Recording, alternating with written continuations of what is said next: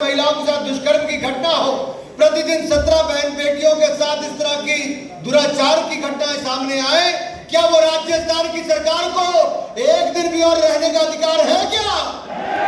क्या उसको उखाड़ फेंकेंगे?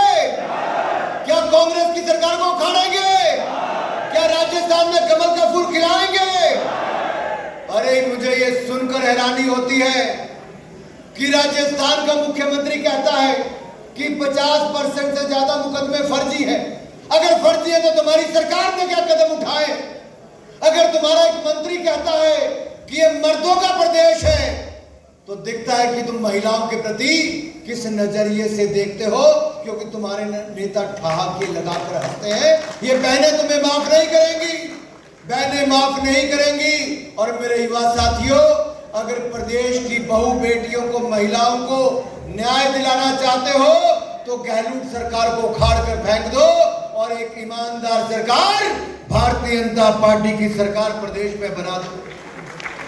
भाई और बहनों, जैसी भाषा ये लोग बोलते हैं और दलितों के लिए तो बड़ी बड़ी बातें करते थे, लेकिन दलित युवती के सामने, उसके पति के सामने उसका गैंगरेप होता है और वो पीड़िता बेचारी न्याय के लिए मांग करती रहती है और अपराधी उसका वीडियो बनाते हैं और वायरल कर देते हैं। यही मुख्यमंत्री के घर से 5 किलोमीटर दूर वैशाली नगर में एक 10 साल के बच्चे के सामने उसकी मां के साथ बलात्कार किया जाता है। वो पेट्रोल छिड़क के अपने आप को आग लगा लेती है।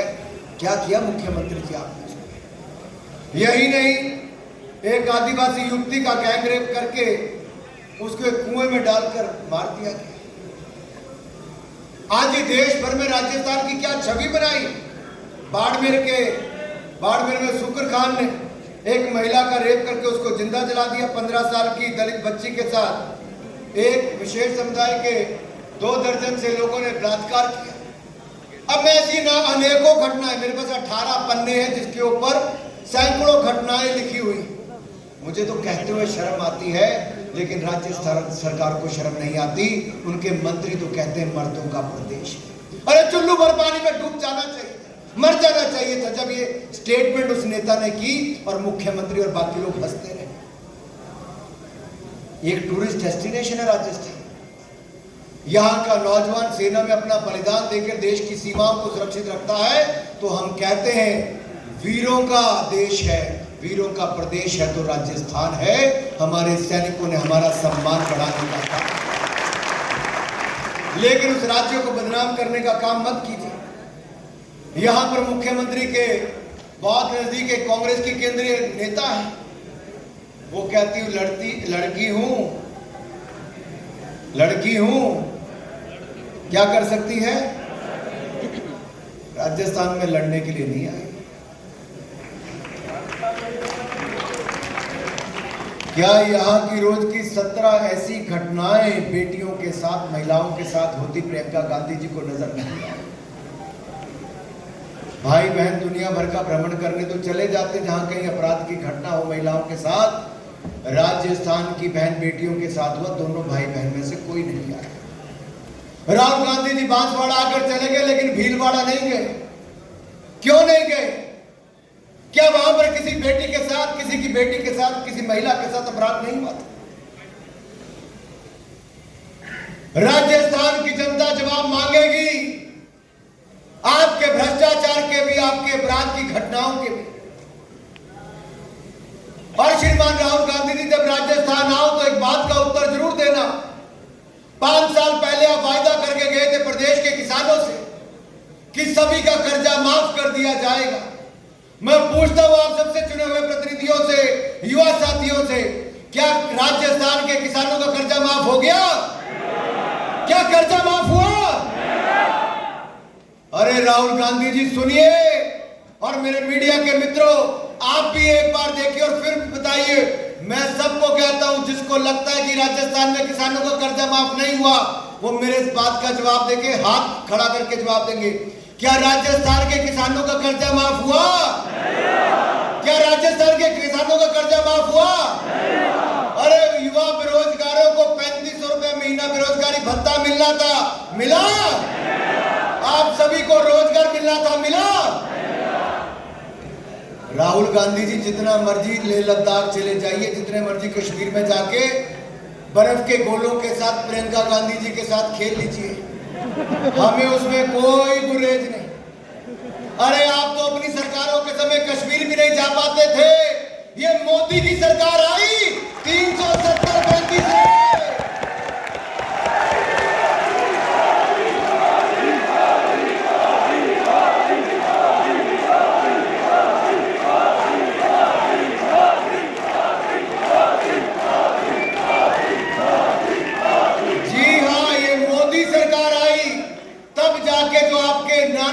पंडित नेहरू जी ने देश को एक ऐसा जख्म दिया था 370-35 से, उसका सदा सदा के लिए इलाज किया तो नरेंद्र मोदी सरकार ने किया।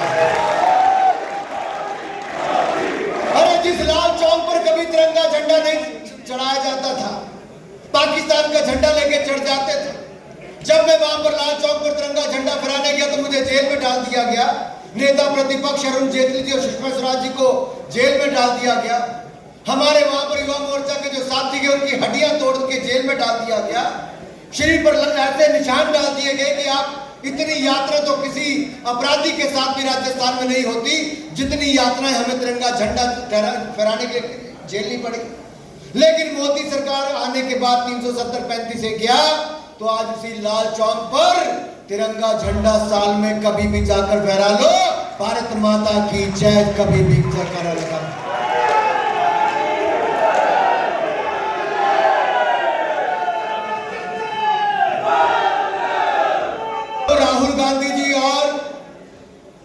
राहुल गांधी जी और गहलोत सरकार ने कर्जे माफ तो क्या करने थे, उल्टा किसानों ने इसने किसानों की जमीन की कुर्की करा दी।